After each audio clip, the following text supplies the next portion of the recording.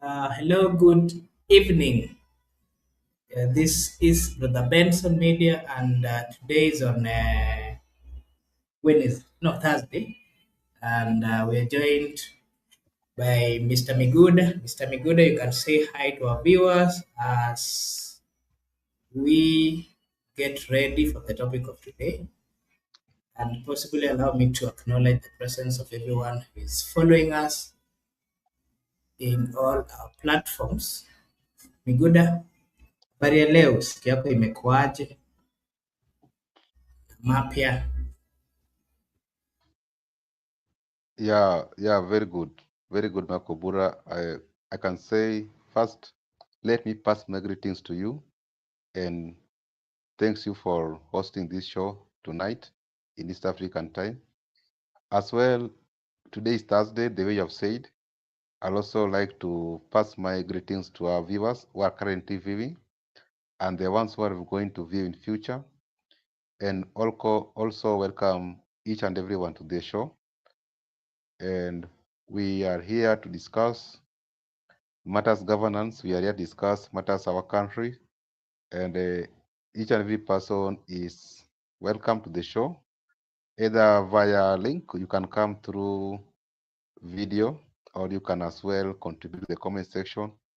We said as usual that our channel, your opinion or your views are well protected. Back to you, Makubura. Okay, thank you so much. Allow me to take this opportunity to say hi to our good friend, Good here, who is also over here. And before we get into the topic, just as it reads, the big game, why weak opposition is best for President Ruto. That is the topic that I want us to have a discussion on today. And I'll get straight to the discussion why a weak opposition is gonna benefit the president. We've seen we've seen a lot in the field of politics where, starting from the days where the young people went to the street, the ODM joining the government, or being included in a government that is run by the UDA. So part of what we want to discuss, you know very well that ODM has always been in the forefront in matters of opposition, but since they joined the government, we've seen them having quite a lot in terms of confusion. They've been confused, and we've seen quite a number of leaders from opposition having different views, different takes, and that again has made it.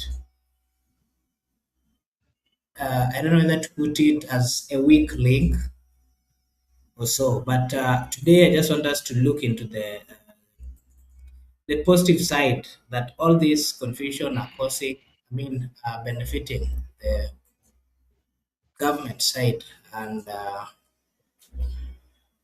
want to I want to give you a scenario. We've seen quite a number of laws, the taxation laws, the IMF laws. You remember the housing levies, amongst others. The government side they've always had an easy time passing all these laws, and part of the reason is that the opposition side, there's a weak link within the opposition side. And that, of course, is being caused by the confusion and the high demand from the opposition side looking for lucrative government positions.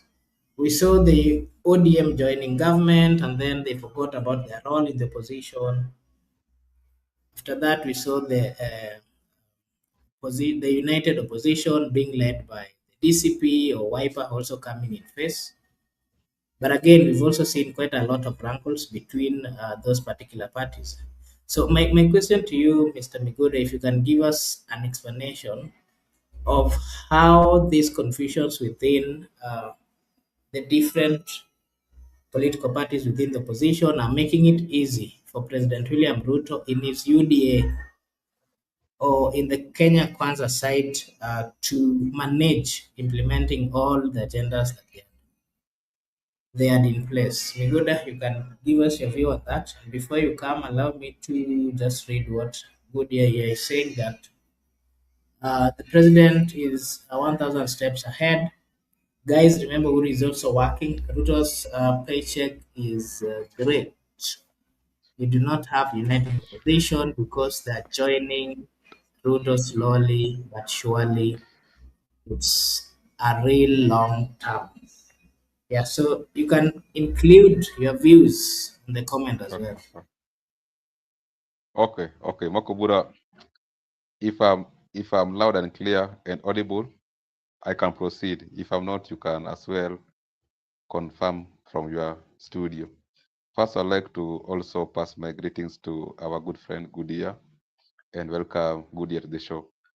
I like the way you have actually elaborated the question. You have extensively elaborated the question very well. I agree with you that currently, as we speak, there is no team we can term to be a strong opposition. People are in opposition. We can say even the common mwananchi like Raia, we are all in opposition as well. And there is no one who is having a monopoly to be in opposition or opposition leader. You are in your opposition at your own capacity, at your own free will, depending on how you critique the government. First, I would like also to tell you that you have stated very clearly that right now there is no unity in opposition and there is no strong opposition. What we have is a weaker one. It is true because from the onset, I believe that from the eras of Moi, we used to have strong people who actually could critique government and could have massive followers like the late Kenneth Matiba, the late Mwai Kibaki. Remember, all of them came from opposition. They were doing great in opposition.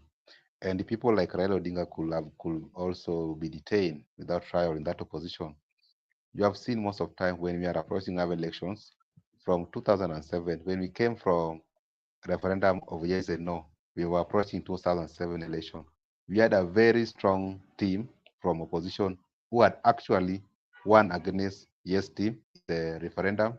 So they were approaching the elections very strong and very aggressive compared to the Kibaki by that time in the government, and that made them to lead to confusion to an extent that we ended up in the post-election violence as a country. When we are approaching the 2013 election, remember Raila's been in government as a prime minister, but when they are approaching elections, actually, they team against the president, and it was very strong, effective competition between Raila and Uhuru. In 2013-17 election, they came from opposition, but what has been constant from the word go is Raila Odinga and ODM. ODM has been approaching elections as opposition, and as times goes by, 13, 17, 2022, they have been forming coalitions with other political party. As they do so, you understand that whenever they were doing so, they were creating what seems to be strong outside opposition. And they were very clear on their mind. But right now, their dynamics are different because we are going to approach elections whereby the ODM, which has been constant party from outside, currently are in working arrangement with the government, approaching elections, remember? So the teams which are left outside there, they are left to push, and no one is willing to come forth to fight for what other people have been fighting for. That's my view. That's why if you state the issue of weaker opposition, I can just say William Ruto is approaching elections smiling because this is not how Uhuru approaches previous elections. Actually, Uhuru approaches 2017 elections very tired because of the pressure from opposition. Uhuru approached 2013 elections with a very competitive opponent, and that's why most of those elections ended up at the Supreme Court because of that effective competition. Vis-a-vis, Kibaki approached the 2007 election with a very worthy and very competitive opponent. But right now, remember the opponent that was very effective and competitive in 2022 is now resting in peace. But the people who are organizing to tackle William Ruto right now, they are not that effective in my view. They are not that much strong. They are not moving crowds because what I'm seeing from my end is that the president tend to set agenda for them. As the opposition right now, you are naming them. Oh, President William Ruto, whenever he sets agenda, they tend to fall in that trap. And when President Ruto attacks them, they respond to him. They should be very clear and very objective in their moves. As opposition, they should be very alternative. That other than Nyota Mradi, what do we have? Or when we take over from William Ruto, what are we going to do to the people of Kenya? Other than SHA, other than universal health coverage, other than education, other than hustler funds, whatever. You should be very deliberate, very open, very objective, very predictable. That if I take from William Ruto, I'm intending to. So that's why sometimes he finds it's very easy, and that's why I'm telling you he's going to face this election smiling because he seems to be the person setting agenda for them. He seems to be the person setting any pace for them to move. If he's quiet, they are quiet. If he talks, they respond. If he makes a moves, they counter the move. So they are going to make it William Ruto. Let me conclude by emphasizing on the comment from the screen on Uhuru Kenyatta. Actually, Uhuru Kenyatta is making some moves that is very known and is making some secret moves in the opposition. So you can ask yourself, who are the real actors? Uhuru seems to be calling the shots. At the same time, the people who are on the screen calling themselves positions seems to be also making some moves. So it is a mix-up of confusion, just like you have seen even in that broad-based arrangement, Uhuru is also trying to make his own moves in ODM. And that one is deliberate, very much predictable, and that's why the people who are for William Ruto are actually to some extent uncomfortable with the moves being made by Uhuru Kenyatta. So that is my take. Back to you. Okay, thank you so much, Miguda, for giving us your view. And of course, I want to urge everyone who is watching that they like and subscribe because if they do so, it is a way of supporting us. Sisi hapa of course tutasema ni asante. Naweza ona a good friend, good year. Sijui amepotelea wapi. It's been a while, good year. And he's saying that we have to be true to ourselves and we can't blame any term. The united opposition can't even name a candidate member to see off Ruto. For now, they should just leave behind interest and concentrate. Okay, thank you so much, good dear, for your take. And maybe Miguda, you can also give us your view on the oversight side. We've seen, just like I did mention, we've seen the government side not having serious challenges in terms of the bills that they're coming up with.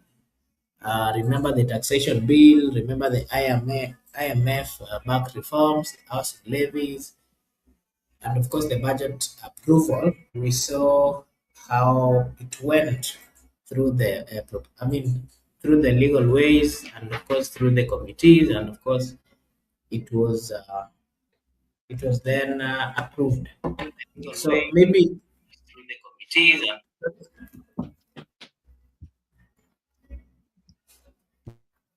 oh, okay, sorry. Okay, allow me to say hi to Brother Ben. Thank you so much, Brother Ben, for also finding time to join us. We really appreciate. And Miguda, I was saying that if you remember the many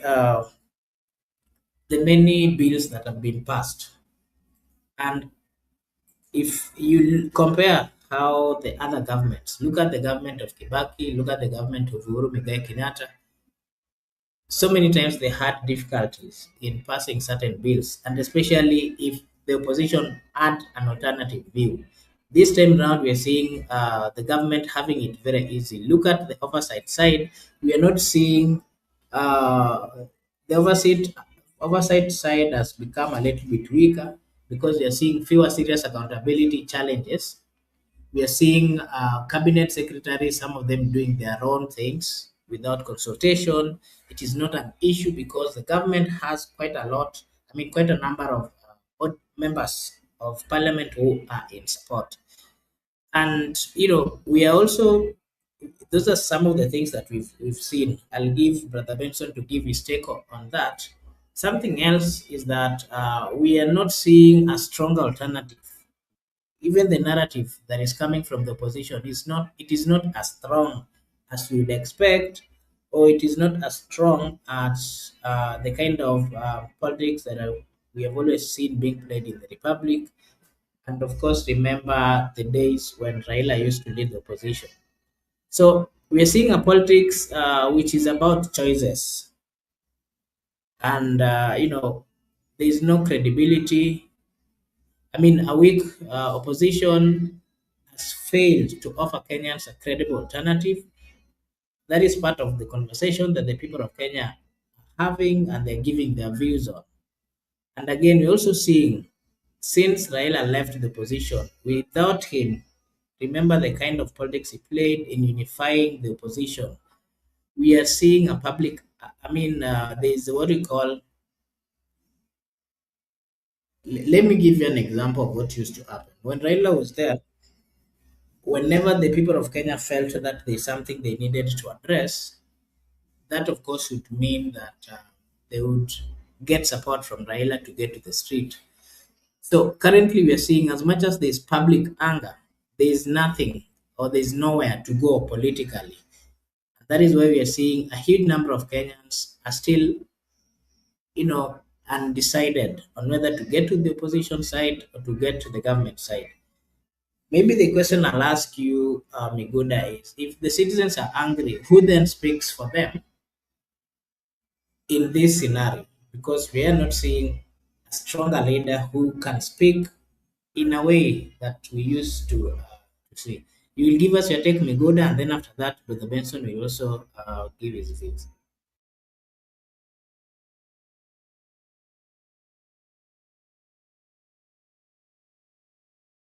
Miguda,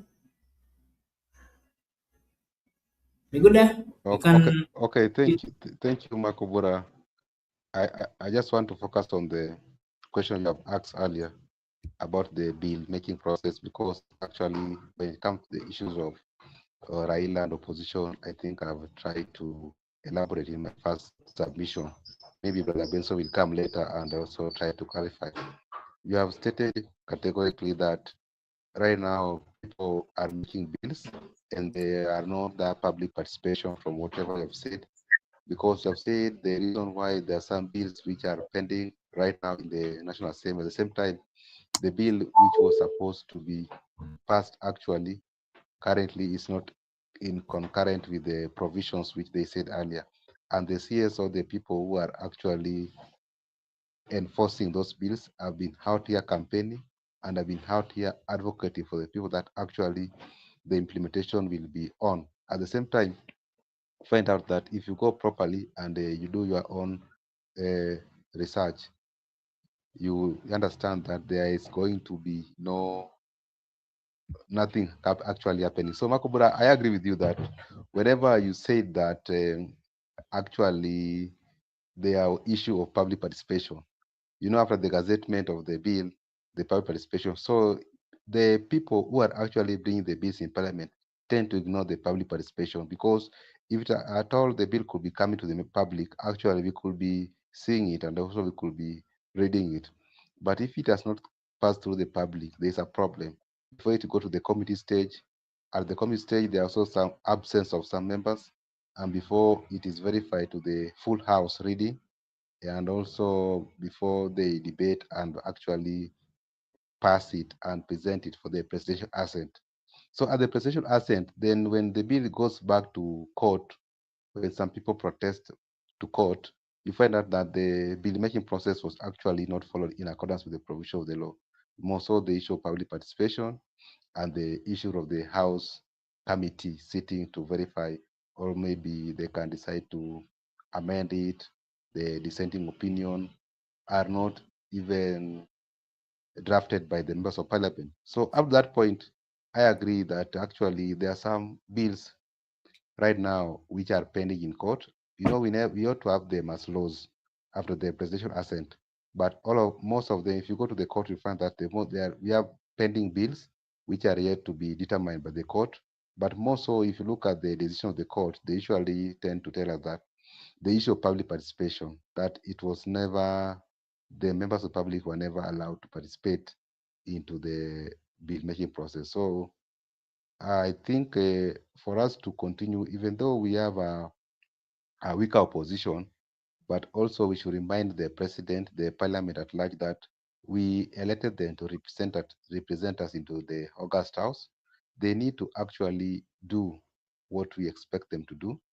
They should ensure that there is that full bill making process in any time, so that whenever it goes to court, it cannot be nullified based on the public participation.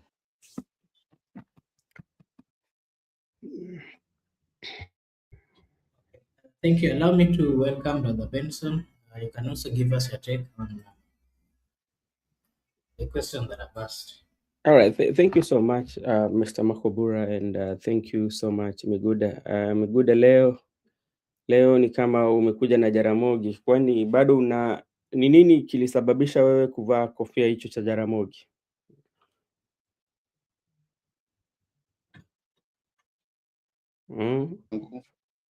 Leo naweza sema tu nakala, na pia niseme, ningependa kuambia mazingira, niko katika mazingira ambaye lazima tu nivai kofia. Mazingira imeniruhusu kuvaa kofia, na hii kofia si Jaramogi peke yake, kila mtu ako na uhuru ya kuvaa kofia yake. Hii ni yangu.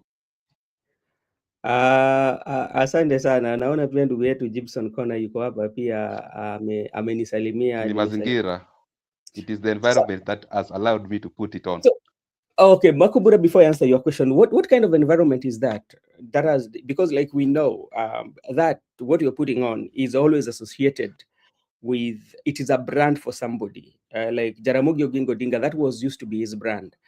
And if somebody sees you wearing that, people would know that, oh, this is Jaramogi or Raila's, because Raila at some point, and later in Raila political career, he decided to change his brand of the hat.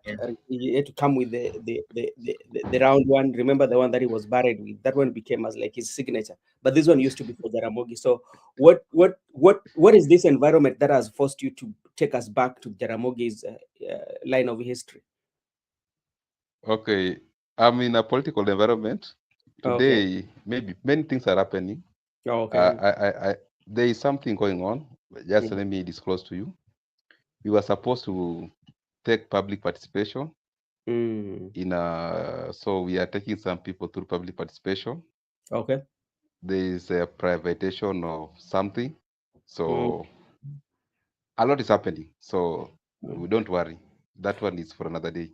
All right. Thank you so much, Mr. Miguda. Makobura, also thank you so much for the question. You know, when it comes to... For your information, even me, I've not really activated okay. My video.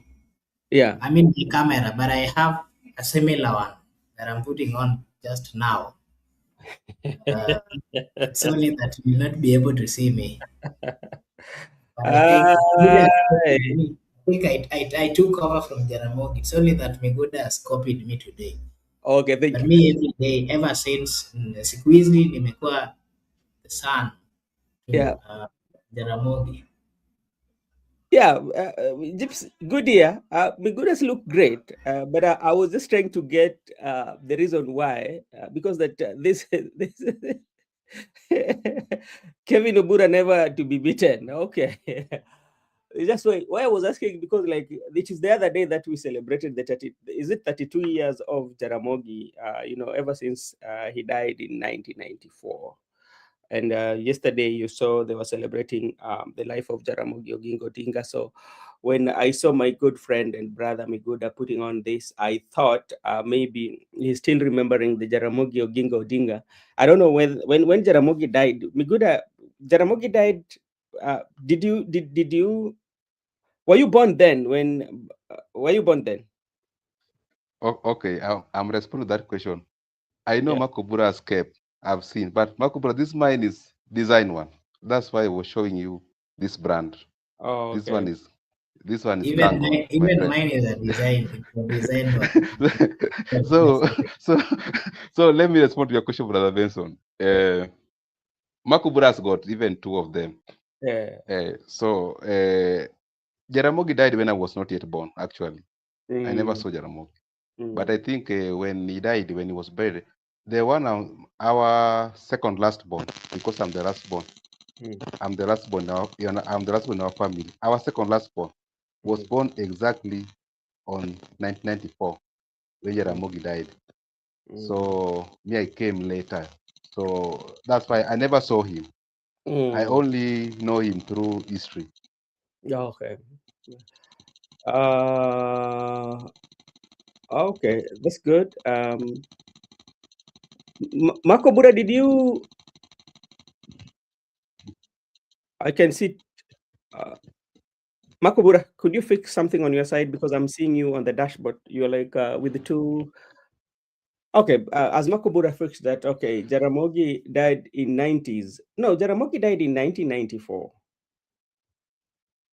Yeah, Jaramogi died in 1994. And okay, so, and if you look at majority of his photos, you will see, or you will capture that that was his like a brand cap, especially back. Some people call it Kango. You know, in the development they call it the Kango hat. So but Jaramogi had it earlier. Then it came. Raila used it for some times, but then Raila decided to move away from the Jaramogi, so he had his white and all that. I can see nowadays the Orange Democratic Movement, majority of them are using it. Makobura, the reason why maybe some of the bills and all those that you've asked are not taking place is because of how now our politics is wired. Um, I think there are people who have decided to to have the say, like the rubber stamp of what they feel should be done. Even like we talk about opposition, that opposition is not so much strong, especially and the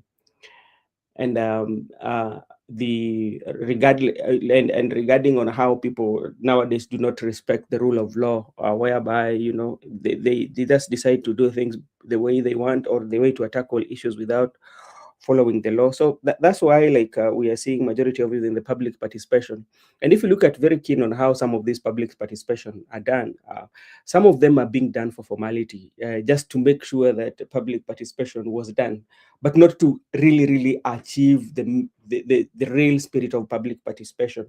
Remember when Rigathi Gachagua was being impeached, and there was something called public participation that was done, and the people had to, you know, that public participation for Rigathi Gachagua was not the real one. It was like a mock public participation, and which sometimes do happen majority of the times. And when you look at another public participation, is usually that you just go for formalities, but the decision has already been made. So they don't meet those criterias. And even Miguda will tell you, we call it the law black book. This how does it explain about the public participation? And how will you know that this is a reflection of the people? So that is something that is happening. But now when I come to the topic of today, especially we are looking at President William Ruto, and we are also focusing on 2027 Makobura. What I would tell you that President William Ruto is having a walkover, especially in this election.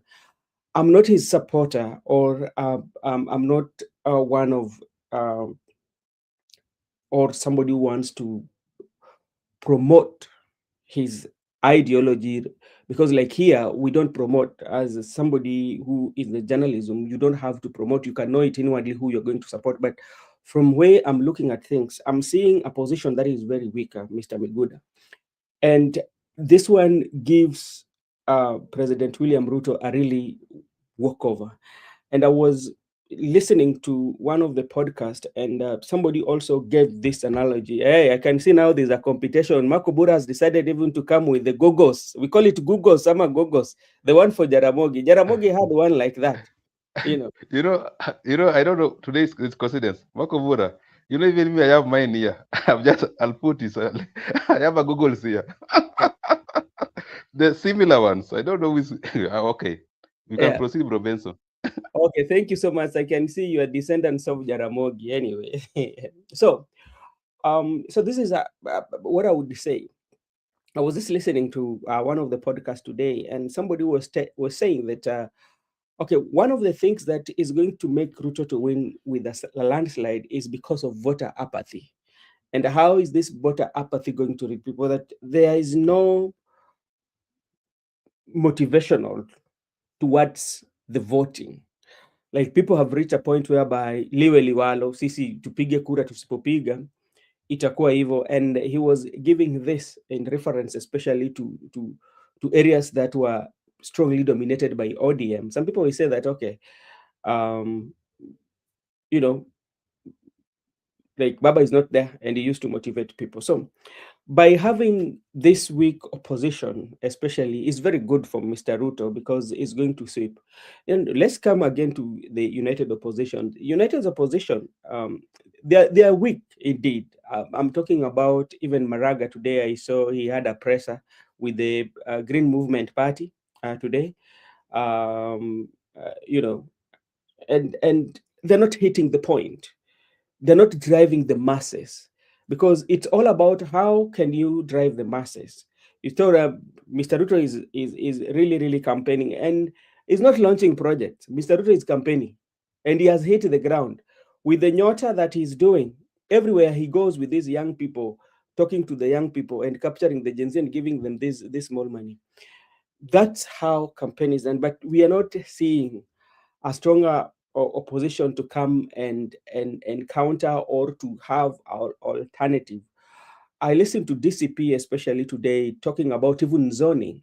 You know, there are areas that they feel it's a issue of zoning are coming in, but now there is no clear strategy on how they can consolidate their their followers. So I think President William Ruto will have it easy. And then again, come to ODM, which is also the center of discussion for quite some time now.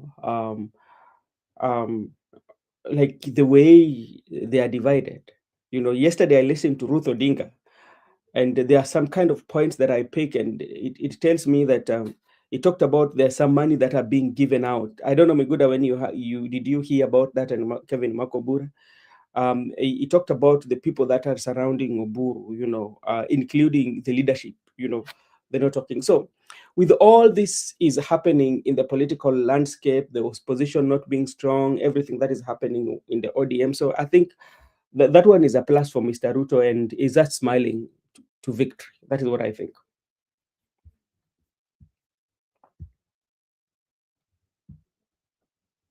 Okay, thank you so much.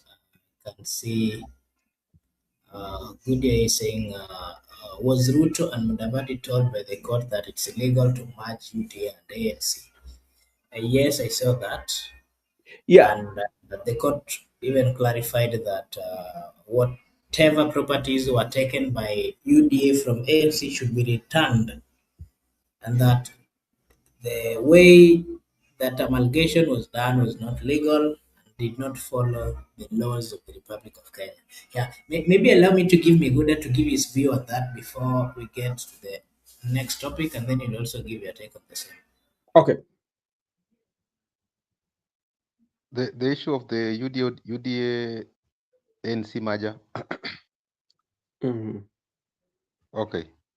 Okay. First, from the court, we have been the determination has been made that it was unconstitutional to actually continue to merge UDA and the ANC, whereby ANC was rendered useless and no longer in operational as political party.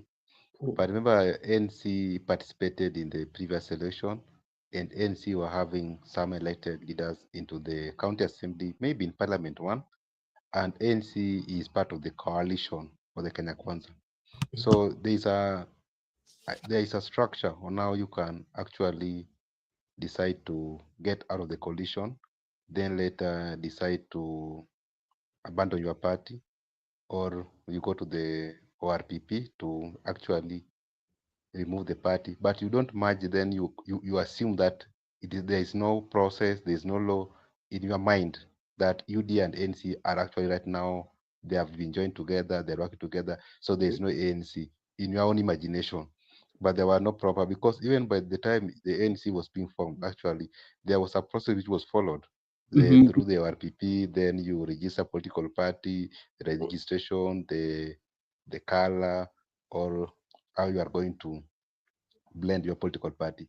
But you Yeah. cannot just today wake up and say, okay, we are together ODM and UDA in our mind. Then we render all our elective position to UDA. No, it is not that properly. So I think the court pronounced, sorry, the court pronounced itself very well to the current ongoing issues, Mhm. because we are a country of the rule of law. Sometimes our leaders or ourselves, we tend to believe that things can be done outside the context of the law. When we Yes. call ourselves a constitutional democracy, it Mhm. means that it is proper for us to operate within the context of the law, because it is very much effective, and that's why we are sovereign, and that's why we promulgate our constitution 10, that Kenya is a sovereign state. And even if you look at the supremacy of the constitution, it's Mhm. very clear that the supreme law of the land, the constitution, Mhm. and it is not subject to any judicial process or any legality. It is legal because it is the supreme court of it's the supreme law of the law, supreme law of the land. At the same time, you understand that that's how it should be, because if you continue doing things in kangaroo way, it means that even our governance, the way we are going to carry out the issue of the bill making process, we assume one stage, then we want to state that we have a law. We assume public participation, then we want to say that now we have a law. That's why the court is very useful. Right now, the court is the watchdog, and actually, the court is doing much better than parliament, because parliament tend to be sleeping.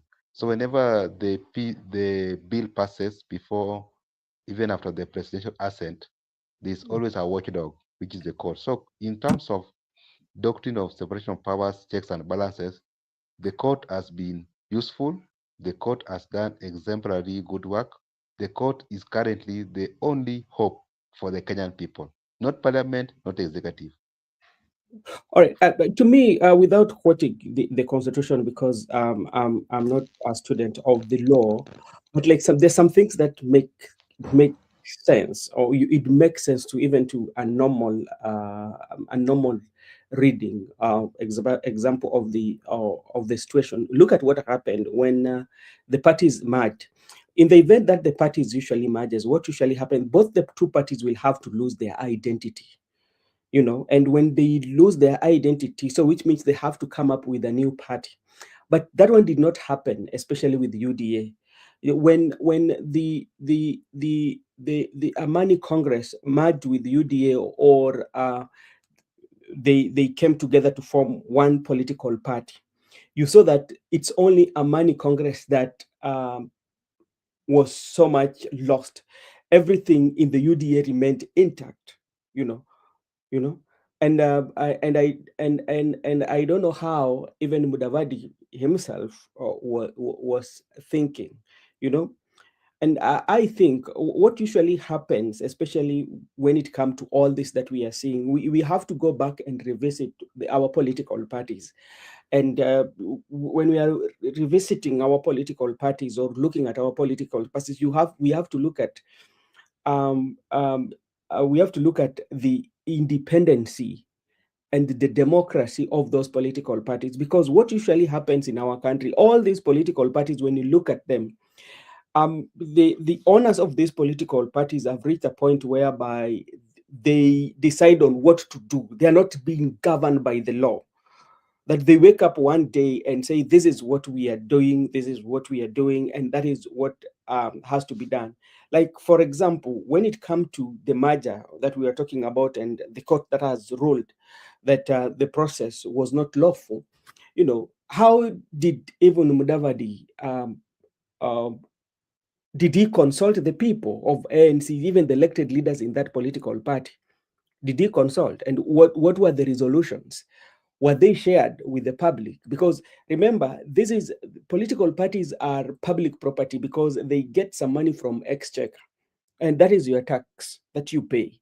But did it even come to the public and let the public vote on it, or the public make public participation and say that, okay, we are merging, or our party is coming, we are terminating our party, and what are the reasons for terminating the party?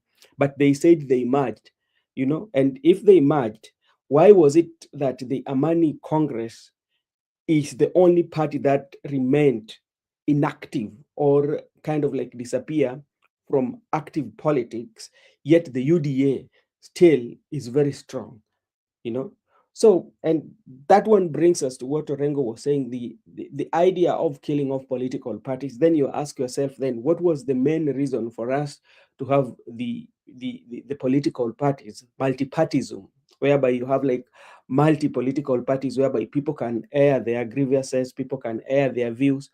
So when it comes to the law, especially following the rule of law, we are not doing good, especially as leaders in our country, Kenya. There are those that we feel this is the law. There are those, if it doesn't favor us, then we will question. But if it favors us, then there's no need.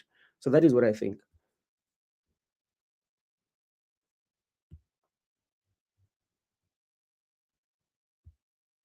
Yeah. So and Kenyans got are doing good. Um, you know, Makobura, are you still there?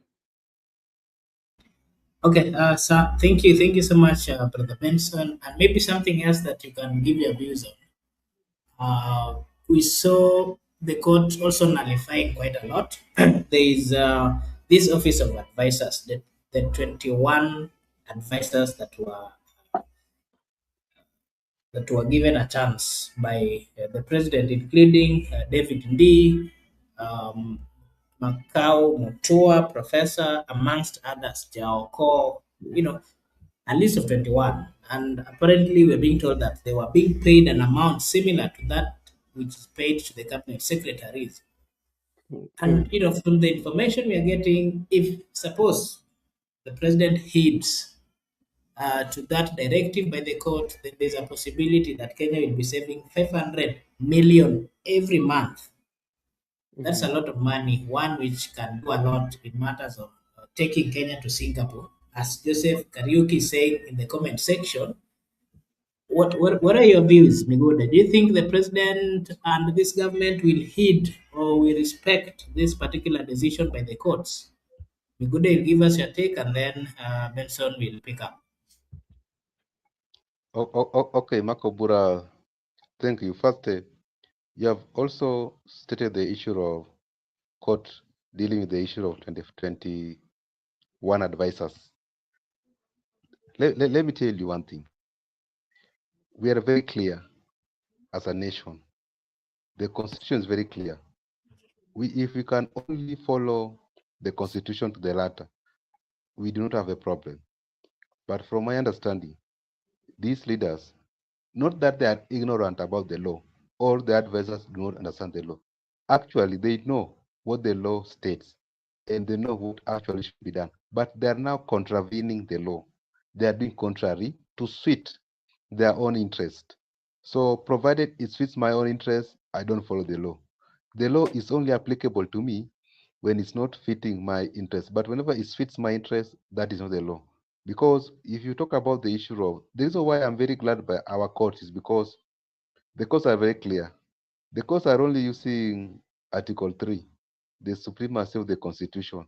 That's the only tool they are using to kill out all those nonsense in court. Because whenever we have a constitution, and this one is very much important, our constitution, this envisages of Bill of Rights and fundamental freedoms. In the Bill of Rights, there are some provisions, there are some rights, there are some freedoms, like the right to life. That is an inherent right for all of us. We have a right to life. And even if in our constitution, there is still recognition of alternative justice system, alternative dispute resolution system, whereby the customs laws can be applicable in the country. We have the African customary law, which we are practicing in our country. And if you go back to the African customs, there are some consequences which were actually leading to death, whereby some punishment could lead to the death of a victim. Some people used to be killed, some people used to be buried alive, but the constitution is very clear that we can apply our customs provided it doesn't contravene the Bill of Rights and Article 3. So it's provided you are applying the law, but it does not affect the Bill of Rights and fundamental freedoms and Article 3, you are at liberty to do so. But here's a situation whereby there are some laws which are being brought to Parliament, and they want them to be applicable to the Kenyan citizens, but they are contravening the Bill of Rights and fundamental freedoms. At the same time, these laws, they are contravening Article 3, which states very clearly, I think paragraph 4 or 5, that any law, including customary law, even international law, that is inconsistent with our constitution is inconsistent to the extent of inconsistency. So there is no international law or customary law or any statute that is going to contravene our constitution, then you end up dealing with it that you want to assume. So the court is the only solution to this Kenyan problem. Without the court, we are done. These issues of 21 advisors is very clear. It is not in the constitution. The constitution is very clear that the principal assistant of the president is the deputy president, and the president shall execute a cabinet composition of members of the cabinet, including the Attorney General, AG. So with all the cabinets and AG with different departments, including the principal assistant, the deputy president, you still need 21 advisors for what? So I think it's very clear that let us follow the constitution. Even the people who surround Mr. President who are misleading him know very well that maybe they have decided to do so, but we have to understand that even if we are doing our politics, but remember, we are a constitutional democracy, whereby our reference is constitution. All right, all right. Okay. Makobura, Yes. because Miguda has really explained it in terms of looking at the constitution and the law, which is okay. But to me, I want to take political angle. You know, when you look at all these 21 advisors that the is being or is in question, you have to look at what point or when were they appointed? One, most of them, especially like ODM think tank, including the son of Oburu Odinga, these were they were appointed after the Gen Z protest. And if you remember very keenly, especially when we were talking about this, I said that President William Ruto was building a political secretariat within the State House, especially from the ODM, because like majority of those who are appointed to be advisors of President William Ruto, they're not going to advise President William Ruto on what to do or things to do with the government, especially the ones from ODM. Those who are going to be as the secretariat, those who are going to monitor on how they can implement the strategy for President William Ruto for 2027. Because look at it, Makao Mutua is not only Makao Mutua. Majority of them, including Adam Solo, was also there. But if you look at them, yeah, good number of them are from the ODM side, or they were very, very, very close think tank of the Right Honorable Prime Minister Raila Amolo Odinga. Now, come to the rule of law, and we've said, and we will say again, that sometimes our leaders do not want to follow the due process or to be good respecters or to be very loyal to the law. If they feel that it's not favoring them at any point in time, especially politically speaking, what President William Ruto was doing by that was, first of all, was to get it was buying the love, especially, or buying the loyalty from those who are very close to Raila Amolo Odinga. And there was no any other way that he could do it by not appointing the people who are very loyal to Raila Amolo Odinga. There was an article that Makao Mutua wrote about President William Ruto on how he promised himself he cannot work with President William Ruto. Yeah, yeah.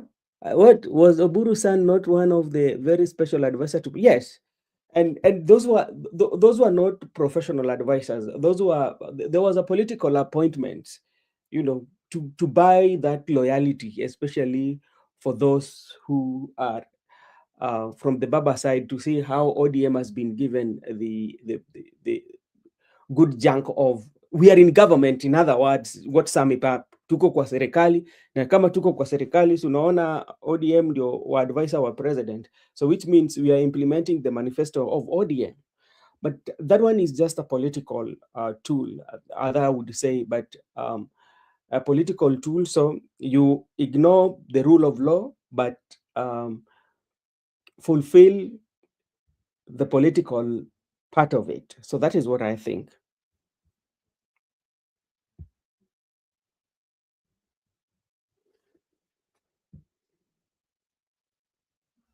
Okay, thank you, Benson, for giving us a take. Maybe we welcome msimamo. Unaweza ona msimamo, unaweza tupea maoni yako.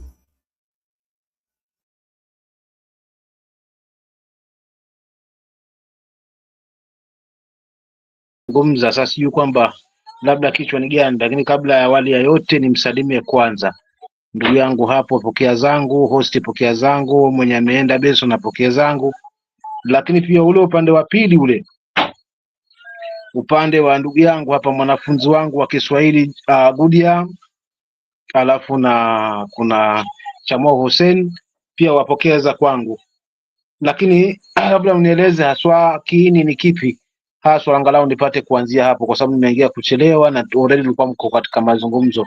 Labda topic ya leo ni gani? Maskini kazungumza yangu na si yale ambayo tumeweza kuyapangia kwa leo. Kwako kaka, asante.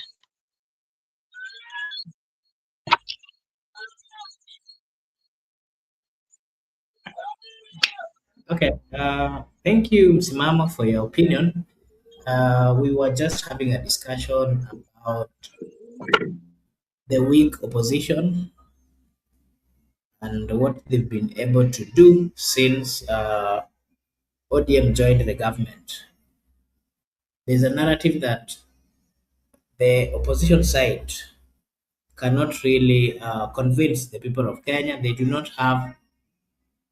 They are not serious, let me put it that way, and that they cannot convince the people of Kenya to sort or to support them in acquiring, the positions that they are looking for. And part of the examples we've given is that the bills, there are quite a number of bills which have been passed by the government side, We've not seen the opposition resisting. Look at the days when Raila was the opposition leader. We would see them resisting to an extent that majority of them would, would leave the parliament and cause a lot of disturbance. Currently, we are not seeing that. We're also seeing when you come to the oversight, the oversight has become weaker.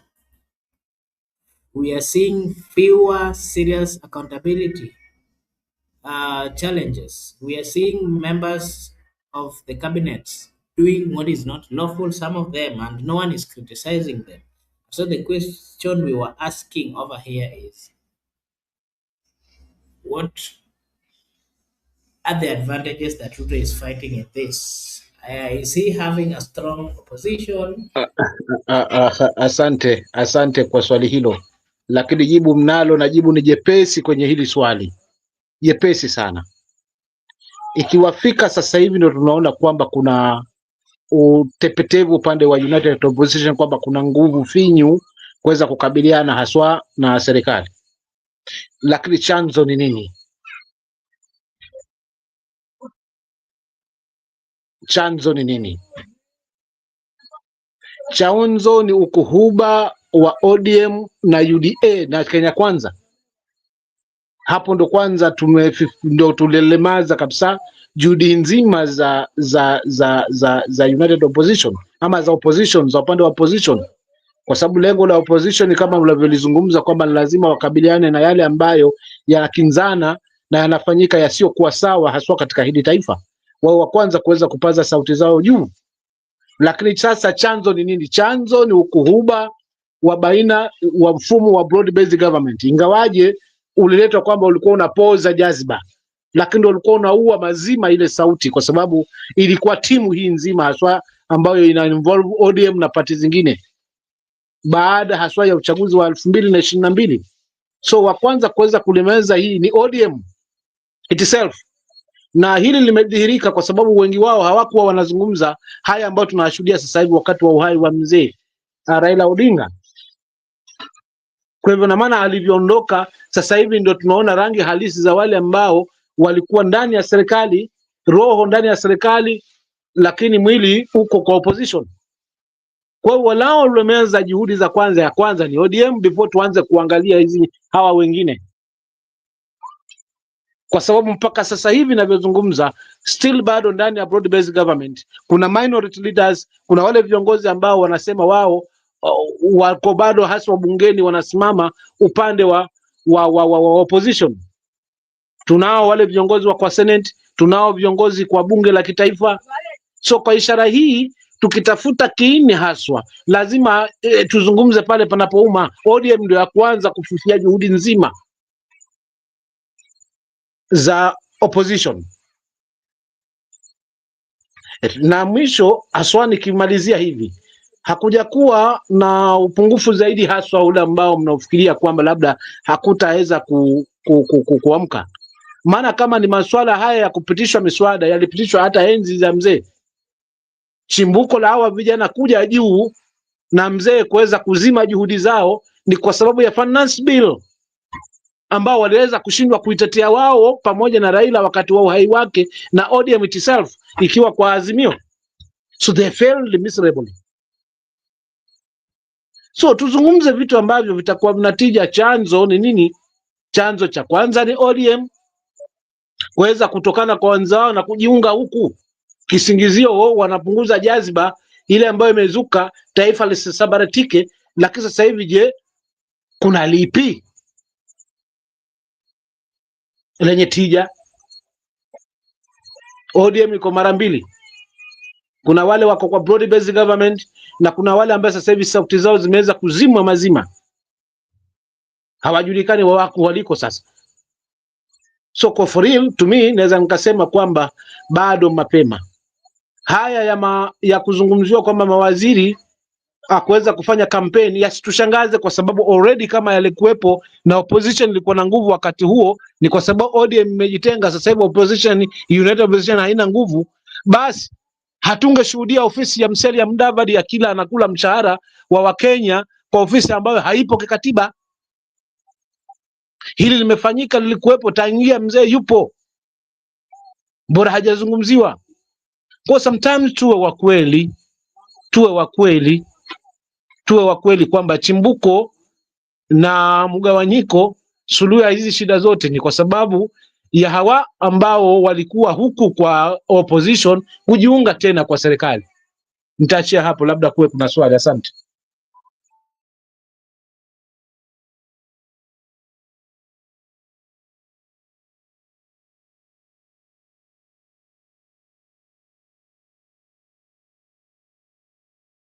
Okay, thank you so much. Msimamo na vile vile bado narudi tu kwako. Maoni yako ni yepi? We saw the 21 advisors of the president. The court gave its pronouncement that it is illegal and that it is not constitutional and that particular department should be disbanded and everybody should go back to their homes. That is the pronouncement of the court. What is your view? The likes of Professor Makau, the likes of Ndi, the likes of Jaoko Buru, amongst others, ni kama sasa kazi yao imeisha kulingana na maoni ya koti. Do you think the president will aid Kaka, sija kupata vizuri, unakatika katika, japo ni swali zuri hilo, lakini kuna baadhi ya sehemu zinakatika katika. Kindly, hebu kama unaweza jongea kidogo nikupate kwa uzuri, ili kusudi nijenge hoja vizuri. Nalipata swa kinusunusu.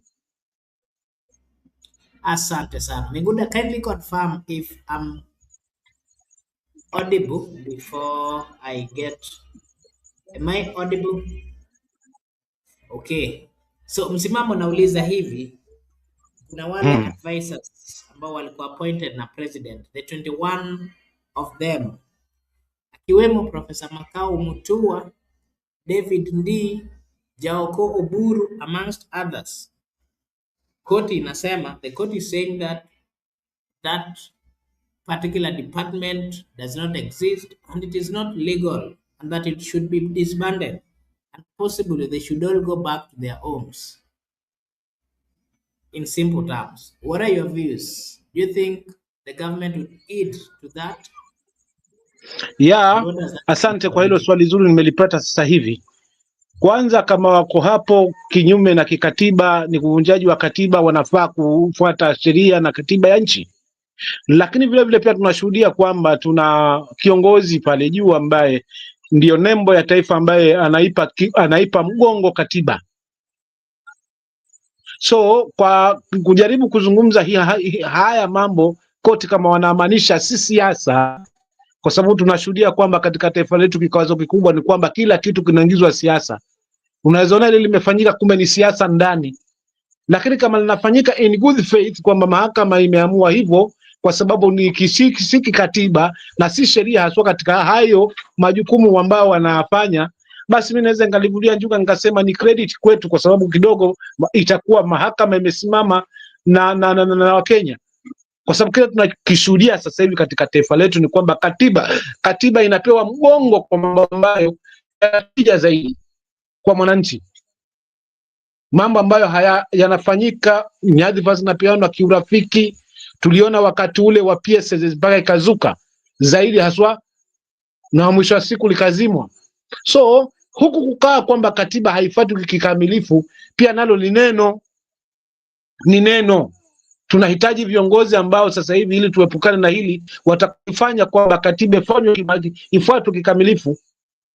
Hapo ndo hapo maoni yangu, kama mimi naweza nikarai kama Wakenya na ndugu zangu hapa, tuangalie viongozi ambao wanatija, ambao wataweza kusimamia haswa masuala mazima, kwamba sheria itakuwa sasa ina mkava yoyote yule, haijalishi hadhi, kazi, cheo, rangi wala dini. Lakini vile vile katiba ifuatwe kikamilifu kwa manufaa yetu sasa hivi, lakini kwa manufaa zaidi ya vizazi vinavyokuja. Kwa hiyo kama mahakama wameruli hivi, mimi naunga mkono, ili mradi tu isiwe tu kesho na kesho kutwa tutapata kwamba ile jambo limefanyika kwa sababu ya kisiasa. Maana huo ndio ugonjwa ambao tuko nao katika taifa letu, kwamba kila kitu kumekuwa kimeingizwa siasa ndani, si dini na mambo mengi tu ambayo yameweza kuingizwa siasa ndani. Hayo ndio maoni yangu, kakangu host, kwamba naunga mkono haswa kama hizi nyadhifa ziliteuliwa kinyume na katiba hazimo, basi pia zifuatwane mpaka na kina Mudavadi tuone wako nyumbani, kwa sababu wanakula pesa za Mkenya kinyume na katiba yetu ya nchi. Asante. Asante sana ndugu yetu Msimamo. Kabla uende, basi bado nina swali kwako, na swali langu vilevile bado inaelekezwa huko kwa upande wa koti, ambapo tuliona ya kwamba koti ilisema ya kwamba muungano wa UDA na ile ya ANC, the agreement they had was not constitutional, and the court again has pronounced itself saying that any asset and the unity that was there between the ANC and the UDA is illegal, and that zile vifaa na kila kitu ambacho watu wa UDA walichukua ya ANC warudishiwe. What is your view on the same again?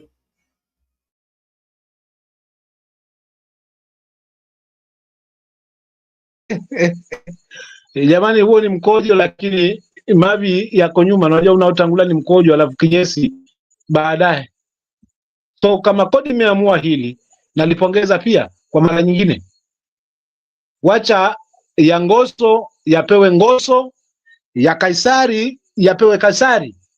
Lakini je, ni funzo gani kwa hawa wakubwa wa ODM wanaojichanganya tena hapo? Maana siku zote mwenzako akinyolewa chako tia maji. Kama NC ndio hivi, koti imeamua hivi. Huku huba wa broad based government upo kisheria, kikatiba. Na je, huku huba wa ODM sasa hivi kwamba sisi tuliachwa hapa kwa broad based government ni kisheria? Na kama NC ilifanywa hivi, je, ODM nayo imejipangaje? Maana ni ODM ndio inajikurubisha hapo, lazima ni nyumba ya mtu itakuwa na sauti, ama ni sifa ambao wanaweka pale kwamba ni chama pendwa, ni chama ambacho kimeanzia River Limpopo mpaka siyo River Nile. Tutabaki na hizo hisia ama tutakwenda kwa reality? Kwa hiyo mimi naweza nikapongeza tena kwa mara ya pili kwa hili, maana ni fundisho haswa kwa hawa wakuhuba ambao wamejichanganya tena. Yale ya ANC ndio haya ambayo tunashuhudia kwa ODM. Kwa hivyo wajipange hapo, na pia koti wangelizungumzia hili. Asante.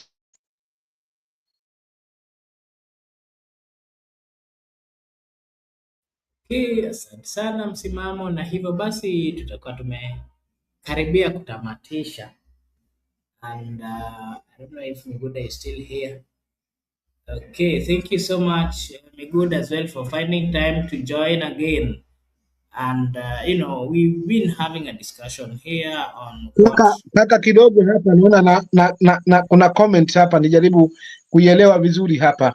Inasema hivi: the agreement was between Raila and Ruto, not the people, but Raila has gone, so it seems kama hiyo agreement ilikuwa ya Raila na Ruto. Sasa Raila ameenda, sasa hiyo agreement nani sasa ambayo ina nguvu? Imeisha. Hawa wengine wanaenda wapi? So wakienda hawa wanaenda, kaka yangu, kabla nitimuliwe hapa, niwakaribishe tena kwa PLP tuweze kukijenga pamoja chama ambacho kitaheshimu sheria na katiba na kufunga mianya ya hawa mafisadi na wenye kugrab land na everything.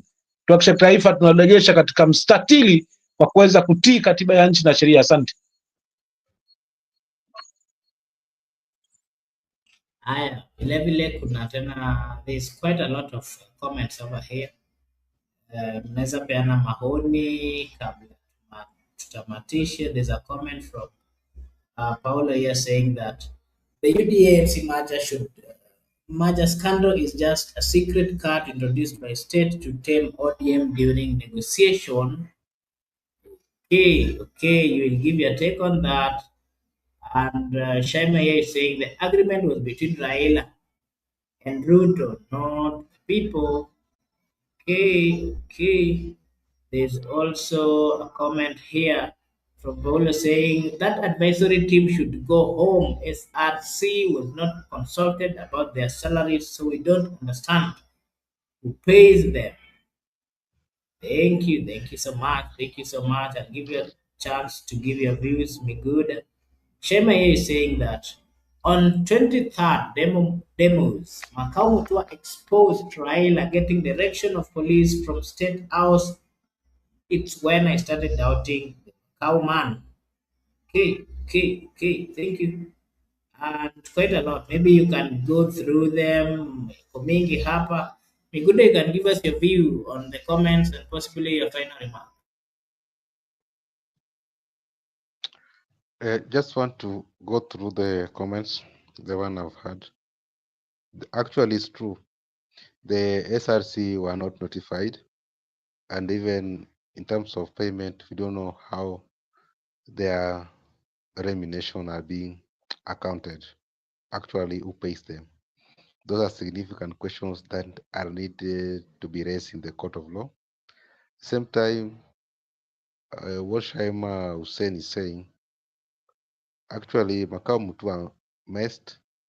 Raila was on a war. He was fighting, doing demos.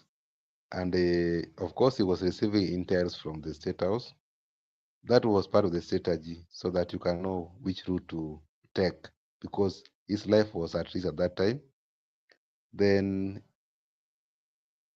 his aide by that time, Makau Mutua, exposed to the world because we were able to get the radio calls from State House, the police, so Raila could use tactics. Those are the things that people actually critique Mutua. Even the likes of Saitaba Olekanchori say that that's why Raila's been losing. So there have been many issues, even what our good friend Goodyear is stating on the comment section here. Junet and Wanga blinded the late Honorable Raila Odinga with their hidden interest. This is true. There's a good number of them. Junet, Wanga, Makau Mutua, so many. The list is endless. So that is very much correct. It actually manifesting right now in his absence that is normal. We are able to know actually the people who were not the reasons why Raila used not to be elected or used not to be declared by IBC because of the inner circle. The inner circle was rotten. Makubura, I would like to appreciate Msimamo for coming to the show, and also I'm glad the way is selling the policies of PLP. Msimamo, good job. Be there. In the future we might have a coalition with you people. So when we meet one day, you allow us to see the party leader. So we shikilia tu hapo, pia si tumeshika huku. Umuhimu ni ya kwamba tuhakikisha kwamba tumekomboa Kenya, na wakati ukombozi utafika, nyinyi kama watu wa PLP tungependa mkue moja ya wale ambao watakomboa nchi. Sasa hiyo ni kazi nzuri unafanya, kwa sababu kazi yako nikikusikiza kwa makini, unazungumzia mambo za sheria, mambo za Kenya moja, mambo za kuhakikisha kwamba tumebadilisha Kenya haswa kisheria. Hapo nakubaliana na wewe, niko na wewe, lakini tutakutana huko mbele.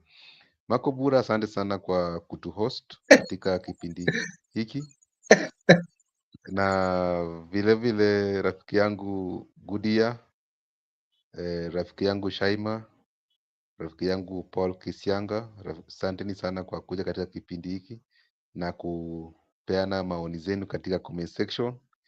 Sisi tunasema tu tunashukuru sana, tunasema ni asante, na vile vile kwa mapenzi ya Mungu naona kama watu wasikuwe na wasiwasi sana. Hii Kenya itabadilika tu. Kuna tu mambo, kuna mambo inachemka, na ipo siku, hiyo siku ikifika, sisi sote tutasherekea na sisi sote tutatabasamu kama Wakenya. And when that time comes, I think definitely we are going to, because we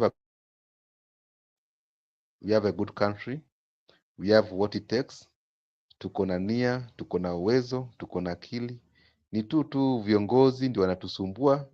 Au viongozi tukishawatoa katika mamlaka, Kenya itakuwa nchi nzuri sana. Makubura, asante sana. kwako pia na kwa Benson. Kwa mapenzi ya Mungu tutakutana kesho hapa.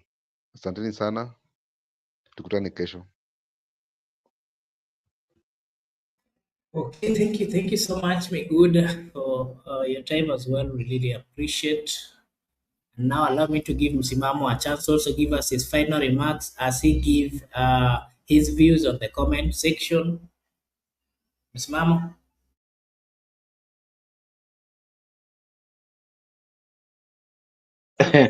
Asante sana ndugu yangu Miguda, asante sana ndugu yangu hapo Mark, na wale wengine ambao wako upande wa section kule comment section. Kwanza nimependezwa sana na kauli na mazungumzo ya ndugu yangu hapa Miguda ya ukomavu. Unajua, tusijipate pale kwa kukanganyana kwamba labda ushabiki unatuchukua zaidi, but hata kama tutakuwa tuko katika vyama tofauti, lakini lengo letu liwe moja, kwa sababu mwisho wa siku huu mzigo unatulemea sisi kama wananchi. Wao wakila na kusaza, sisi tumeachiwa ushabiki. That's why naungana na kaka yangu hapa na nitaendeleza hili, lakini vile vile pia nimkaribishe kwa moyo mkunjufu haswa, ili tukiendeleza hili tuliendeleze katika hali ambayo itakuwa ni usawa, kwa sababu kile ambacho tunakikosa hapa sasa hivi ni kwamba ni tunaregeshwa pale tulipokuwa kwa mtukufu, order from above, na ni vitu ambavyo vili dominate for almost miaka 24, tukawa tunashindwa tutavianzia wapi kuweza kuvipunguzia makali yake. Na katika hiyo vurugu mechi ambayo inasemekana leader wangu aliweza kuchangia ushindi huo wa 2027, lakini mwisho wa siku ndio katika huo uzao wa haya matunda ambayo tunafaidi sasa hivi ya katiba mpya, katiba ambayo sasa hivi inapewa mgongo. So to me naweza nikasema hivi kwa kwanza kwamba nafasi tunayo haswa kama Wakenya, na tujaribu kujumuika kwa pamoja, tuache masuala na ukabila, tuangalie kwa sera, kwa sababu taifa letu linatuhitaji sote na hatuna mahali kwingine. So tujaribu kutathmini hawa viongozi wanakuja kwetu na gea hizi zote, lakini wamesimama wapi mwisho wa siku? Je, wamesimama na sisi, ama wanatutumia tu kama ukuta, ama wanatutumia tu kama kanga wenye chongo, tunafukulia wenye macho? Kama wananchi lazima tuwe katika hiyo hali na tuwe alert this time around, kwa sababu mageuzi ya kweli ni tuyaendee kama wananchi kwa kuweza kusimama na viongozi ambao watakuwa na tija. Haijalishi kwamba katoka wapi, lakini based na track record zao tutaweza kusimama na kuweza kuchambua magugu na mbegu. Lakini vile vile ni washukuru wale ambao wako upande wa comment section, wakiongozwa na ndugu yangu hapa Jets Corner na Paul, unaona, na wale wote ambao wanaania swafi, kwa sababu hatungekuwa hapa kama taifa letu, hatungekuwa tunazungumzia haya kama taifa letu lingesimama katika hali ya sawa. Tungekuwa tunaangalia ni jambo gani jipya limeletwa na serikali ambalo linamfaidi mwananchi, lipi ambalo haswa linatulenga. Tungekuwa tunazungumzia taifa ambalo tunakisha kwamba linatunda rasilimali badala ya kunyonya nchi, linampunguzia mzigo haswa mwananchi, haswa katika masuala mazima na elimu na afya. Tunaona kwamba haswa mwananchi amewezeshwa. Wale ambao hawajapata kisomo kisawasawa, lakini wako na talenta zao zimekuwa ndio ajira kwao. So tunahitaji taifa ambalo hakika litakuwa na umoja na tija. Lakini tutalipataje hili? Lazima tusimame kidedea kuweza kuchambua magugu na mbegu. Ukuhuba wa wanasiasa haumaanishi ndio suluhu ya tatizo yetu. Ukuhuba wa wanasiasa ni kwa ajili ya wao wenyewe binafsi.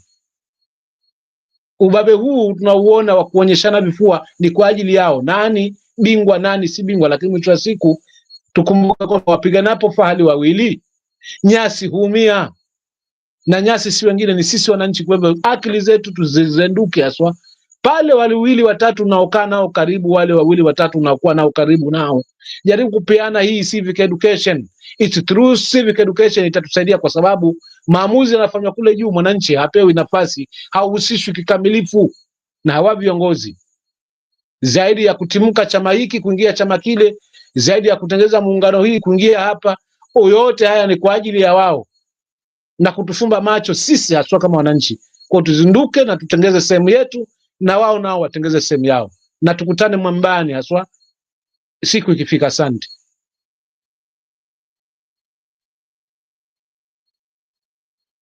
Okay, thank you so much. Allow me to take this opportunity to appreciate each and everyone, Simamo, Miguda, and Dr. Benson, for finding time to join us this evening. We really appreciate. I want to take this opportunity to appreciate so much those who joined us at the comment section, of course, led by Goodia, Paul, Shaima. I saw Joseph Kariuki. I saw, uh, there's a name here, so it's a little bit difficult. Yeah. So everyone who joined us, I want to take this opportunity to really appreciate. Thank you so much for always supporting us and for always joining us. Allow me to appreciate Brenda Obedi, Mike Onyango, Michael Ted, Evans Otieno, amongst others. We really appreciate. Thank you so much for finding time to join us. And I just want to remind you that this is Brother Benson Media. Over here, we do say that your opinion counts. If you're watching for the first time, kindly like and subscribe, because if you do so, it is a way of supporting us. Sisi hapa tutasema ni asante. Thank you so much, good friends, and we hope to meet you or to see you again. Asante sana Msimamo. Asante sana Miguda. Asante sana Brother Benson. Thank you so much. Our guest for finding time to join us. Not forgetting everyone in the comment section. Thank you so much. We appreciate as well. Uh, uh, okay. Good day is saying you two looked okay. Thank you so much. Good year. We appreciate. Gudia hapa angalau ungeniruhusu nisome hii yake kwa sababu inanigusa kidogo, hata kama ni kwa. Thanks Msimamo for the time, I always appreciate Aguna Msimamo, I'll join in conditions. Why are you joining in condition? And I hold you to account. If it goes up peer, it goes peer shaped. I don't like crying. Hakuna hapa hakuna kubahatisha upande niliopo, kwa sababu ni chama changa. Viongozi wa hiki chama kesho na kesho kutwa, kama tutakijenga vizuri, kiwe na mashiko, ni sisi ambao tutaweza kukisimamia, kwa sababu ni chama changa haswa. Hakija kuwa na hawa manduli wakomavu haswa, ni sisi tukiende nacho haswa, tuhakikishe kwamba kimekuwa na sauti pale bunge la kaunti, kwa sababu sauti kama pale itakuwa ipo na viongozi wale tumewachagua kwa bunge la kaunti wanazungumzia sauti yetu, ni mabadiliko ya kwanza ambayo tutakuwa kuweza kumeyaleta kwa watu wetu. Lakini vile vile kama tutakuwa na wabunge wa kutosha pale bunge la kaunti, ni mabadiliko tena ya pili, kwamba hawatapitisha miswada kiholela, ndugu yangu Jesse. So ni sisi tukijenge hiki chama kwa moyo mkunjufu, kwa sababu mwisho wa siku viongozi wa kweli itakuwa ni sisi ambao tumeweza kuchangia pakubwa kuweza kwamba kinatambulika haswa, ili huyu kiongozi ambao tunajua kwamba hana jicho la kufumba, hafuswani na masuala na ufisadi, na wala hashawishiki wala hababaishwi haswa na hawa, tutakuwa katika mikono salama na hatutashuhudia kwamba wabunge wetu wanahama hapa wakijiunga kwa upande mwingine kwa manufaa yao. Asante. Thank you so much. Msimamo, allow me before you guys leave to welcome Joseph Kariuki. Naona ameingia dakika za lala salama. Naye Joseph pia aingie na tupe maoni yake in general. Joseph, karibu sana. Allow me to also say thank you to Goody ambaye anasema we looked. I don't know how to pronounce that, lakini pia hapa sisi tunasema ni asante kwa the good comments. Yeah, so Joseph Kariuki, you can come and give us your general take. I know you've been following us. We started seeing your comments kitambo. Sasa unaweza kuja utupe maoni yako tu in general before we call it a day. Thank you. You can hear me? Yes, you So are. I did not come to pressure you too much. I am back. I had some engagements, so I'm back. Sorry for I've not been for quite a while, and lakini I'm back, so it's quite good that I'll be back with you guys. And mimi ile kitu kwanza imenifurahisha sana ni mnafaa mwende mkaangalia hiyo wimbo ya barabara za Singapore zinakuliwa na viongozi. It's a very good song. You listen to what they are talking about in that song, you will realize he's talking about everything that is happening to the country. Sitataka hiyo wimbo kuinini hapa juu ya copyright issues, lakini kama utapata chance unaweza enda kusikiza hiyo wimbo ya wimbo ingine very funny. They are talking about I think that one should be one of the loyalty pledges in Kenya, because he's talking about so many of the things that are happening. Also in farming, because I've seen we have added even the tariff of water from 50 to 55 shillings, and so many other issues, even about education. He's the singer. I think the artist is the husband of this Kawira Mwangaza. So he has really put on a performance in that song. I wish Marco Bura, you can go and listen ukiwa na msimamo na miguda hapa. You'll enjoy. But I don't have much to say. I'm back, so we are going to be continuing with the conversation. Thank you.